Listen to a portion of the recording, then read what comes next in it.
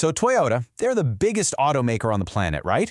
But while everyone else seems to be racing towards an all-electric future, Toyota's strategy, well, it looks a little different. So what's their master plan? How are they planning to not just survive, but totally dominate the next decade? Let's break it down. Yeah, that really is the billion-dollar question, isn't it? You've got all their competitors sprinting towards this all-electric finish line, but Toyota? They're playing a completely different, very calculated game. And you have to wonder, is this strategy absolutely brilliant, or are they falling dangerously behind the times? We're about to dig in and find out. All right, here's what we've got on tap. We're going to start with Toyota's big multi-pathway plan. Then we'll talk about a brand new truck that has the internet buzzing. We'll also cover how they're electrifying their iconic models. Then a little bit about the end of an era for some cars. After that, we'll get a peek at how Toyota actually builds for tomorrow. And finally, we'll wrap it all up with what this means for you. Okay, so let's kick things off. First up, we really need to get our heads around this core idea because it's the philosophy driving literally every single decision they make right now. And honestly, it sets them apart from pretty much everyone else in the game.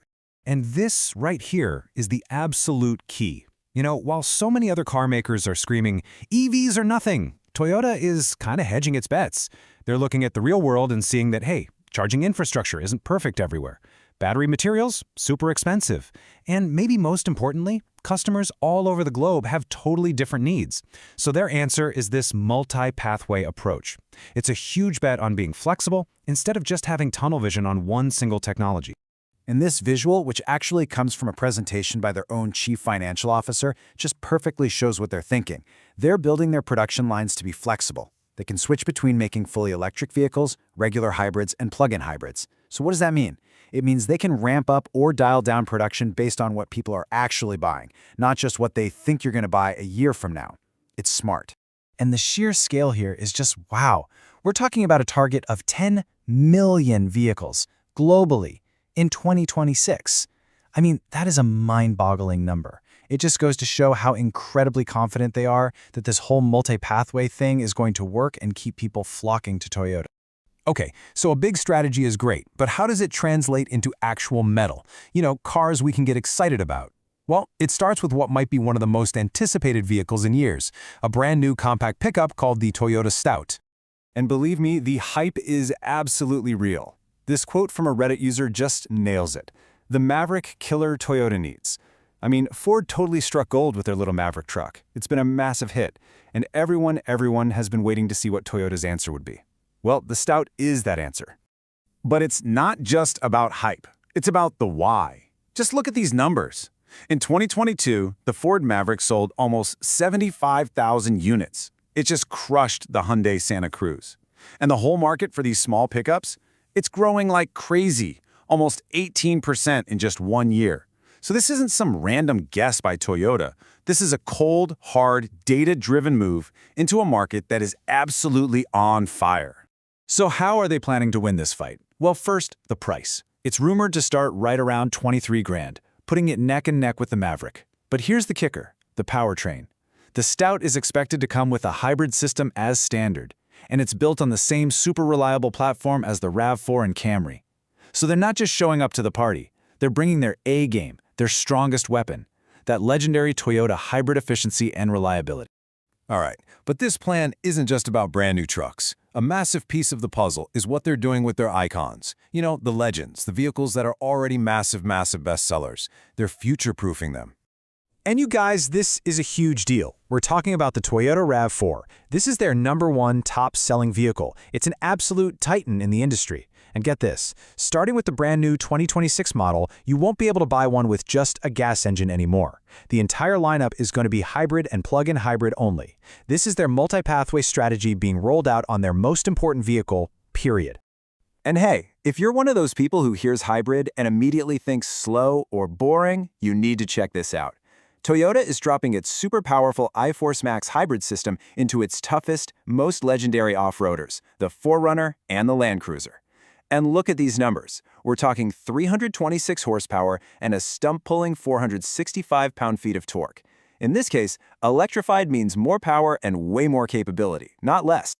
But, you know, making big moves like this, it's not all about new stuff and exciting horsepower numbers. It often means you have to leave some things behind.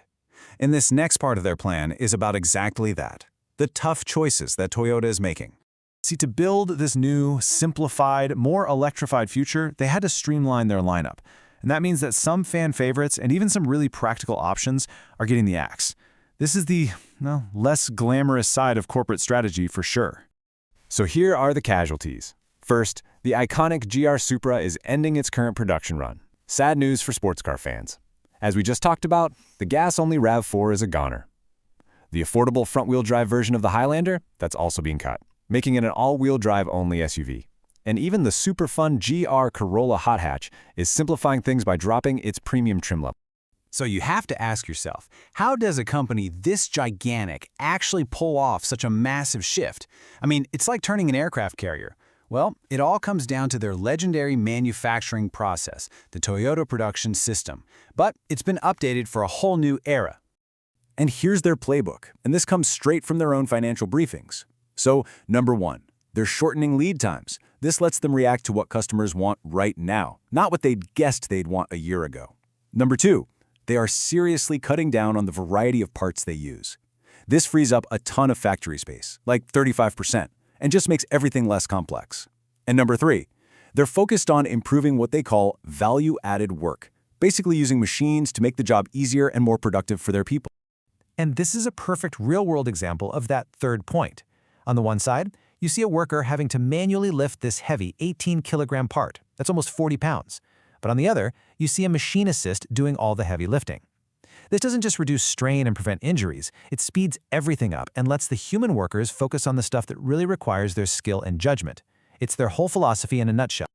Okay, so we've talked about the big picture strategy, the exciting new cars, the models getting cut, and even the factory floor. But let's bring it all home. What does any of this actually mean for you when you walk into a dealership ready to buy a car? Well, here's a little timeline that should help you out. Think of the 2025 model year as your last chance saloon for some of these models. If you want a gas-only RAV4, a new GR Supra, or a front-wheel drive Highlander, 2025 is your last shot.